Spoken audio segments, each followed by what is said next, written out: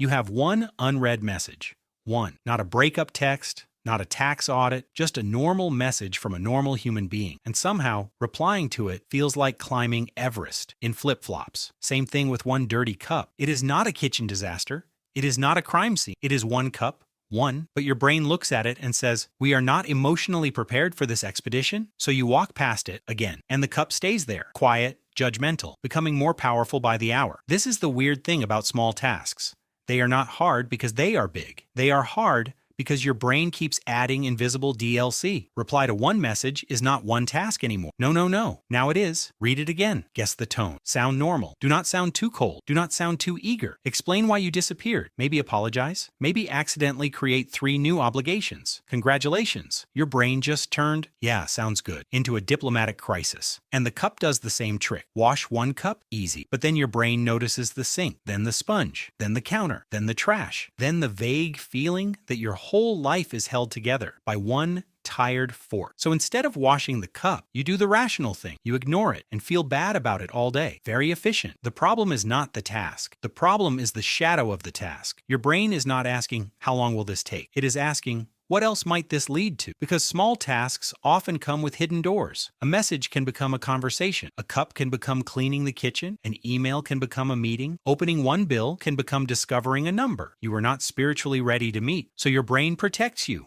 badly. It says, let's avoid this for now. And for 3 seconds, avoidance feels amazing. Then the task is still there. But now it is upgraded. Before it was just a message. Now it is a message you ignored. Before it was just a cup. Now it is a cup with history. That is how tiny tasks become emotional furniture. They sit in the room of your mind, taking up space, looking at you. And the longer they sit there, the heavier they feel. This is why I'll do it later is such a dangerous sentence. Later is where small tasks go to become monsters. Not because they changed, because your feelings around them changed. The message did not grow teeth, the cup did not file a complaint, but your brain added guilt, then pressure, then shame, then a weird little documentary about how you can't handle basic adult life. And now you are not avoiding the task. You are avoiding the story attached to the task. That is the real mountain, not the message, not the cup, the story. I am bad at replying. I am messy. I am behind. I should already have done this, which is dramatic because again, it is a cup, a tiny ceramic bowl, with ambition. So what actually works? Not yelling at yourself. Just do it. Sounds powerful. But your brain hears it like a manager with no training. It does not reduce resistance. It adds a supervisor. The trick is to make the first step too small to argue with. Do not reply to the message. Open the chat. Do not clean the kitchen. Put water on the cup.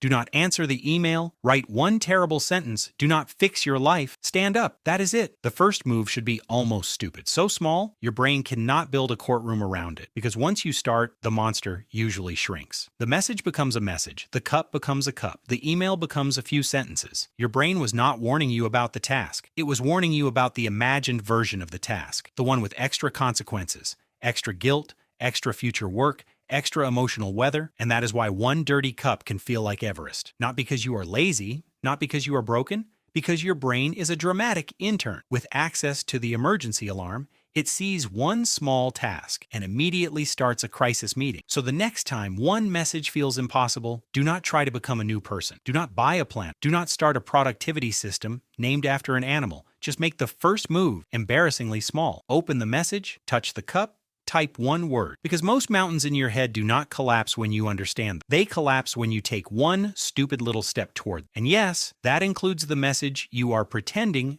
not to see right now. One unread message. One, not a breakup text, not a tax audit, just a normal message from a normal human being. And somehow, your brain is already reaching for the climbing gear.